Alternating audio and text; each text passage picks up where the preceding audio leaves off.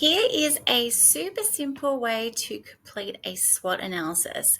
I'm not sure if you've ever heard of the concept of doing a SWOT analysis before, but if you've done any business studies or you've ever had to prepare a business plan, this is a pretty standard activity that you normally will need to complete. It is really helpful to complete this fairly regularly for your business. I would say at least once a year, you might want to come back and revisit this.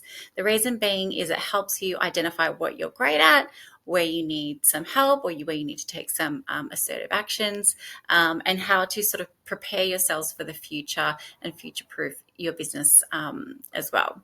So it's very, very simple. You can just search a SWOT analysis template in Canva, or you can just get a blank piece of paper, or you can do it as a list in a document, and you literally just create a list under each section: strengths, weaknesses, opportunities, and threats.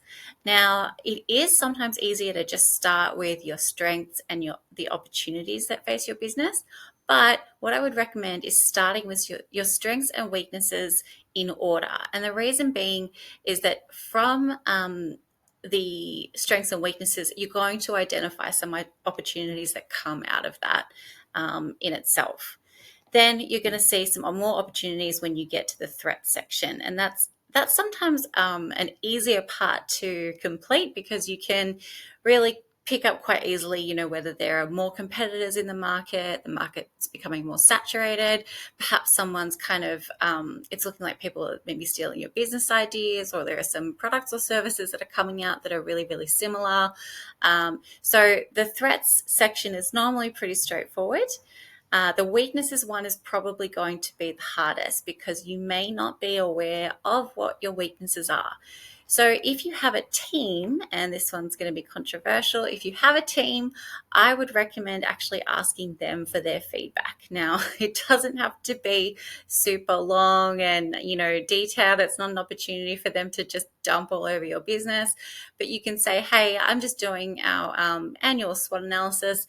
Do you have any feedback for me on some of our potential weaknesses, threats that might be facing our business, and any opportunities that I haven't thought of? I am a big believer in involving all of your team members from the top to the bottom, or all the way across, depending on your structure, to give you feedback on these things, because they're the ones usually working in the business on the daily grind, and they see a lot more than we do, sometimes at a management level or as business owners.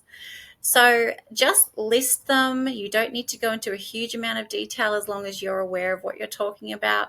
And then the second part of this is that you really want to actually make an action plan, or come up with some strategies and solutions that are going to help you overcome your weaknesses and be prepared for any of the threats that may actually come to pass.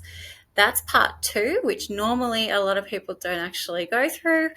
So if you ever want assistance on helping to develop a strategy to overcome your weaknesses and threats, please get in touch.